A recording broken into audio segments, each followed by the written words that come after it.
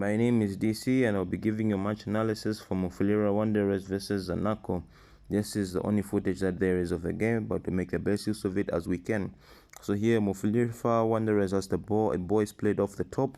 Now the Zanaco defender here should have been tracking back rather than trying to win the ball, because if he tracked back, he would have not left the space in which the Mufulira Wanderer player ran into, which leads to him having a shot on goal and which led to him having a shot and goal, and which actually led to a goal. So as you can see here, the Zanaco player tried to push forward, but instead leaves a huge gap in his defense, and the Mufulira Wanda player uses it very well, scores the first goal of the game, and this game was a thrashing.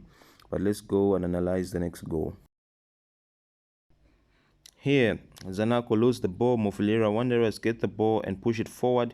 Here, another thing I'd like to highlight again is a defender trying to win the ball when he is running in the opposite direction. The best thing to do would be to run with everyone towards the goal so that you can try and hope for a mistake, or just look for the perfect time to tackle and not push forward. Because here, once again, yes, and since that Zanaco player went forward, he left his teammate alone, so he had to make a choice between following the runner or following the person with the ball. He followed the person with the ball, which unfortunately left space for the player in the middle, where the pass was taken, he takes a fake shot, puts it in the back of the net, and this just shows very good counter-attacking, but also very bad defensively, leaving all that space for the striker to run through.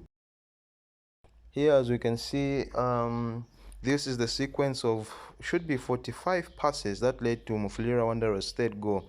What we can notice here, if you were at the game or saw the other highlights of the game, was the crowd. Because as they were passing, the crowd made louder and louder noises, which I'm sure affected the Zanaco United players. And another thing I'd also like to notice about this is the number of gaps I'm seeing. If you know you're leaving too much space as a team, if you are able to make a box and there's no player from your side and there's only the opposition in that box, it means you're leaving too much of a gap. Because look at this, the gaps that are left, they're not pressing as a team. Each person is trying to get the ball as an individual rather than sticking together and being compact. And this continues throughout up until here. This is where I could just say the Mufulira Wanderers players decided to stop playing around and decided to score. This fabulous through ball goes past the keeper and scores.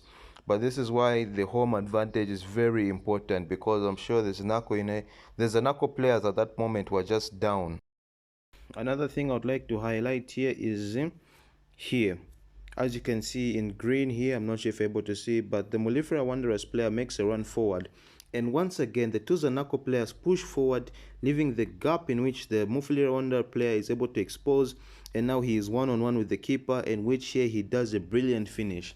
But that right there, sometimes you should not be always too eager to get the ball. Sometimes you're better off just striking back and trying to get the ball behind. This was a game filled with a lot of attacks. Unfortunately, the fourth goal, I could not find footage of it. It's been a good analysis with you. See you in the next one. Goodbye.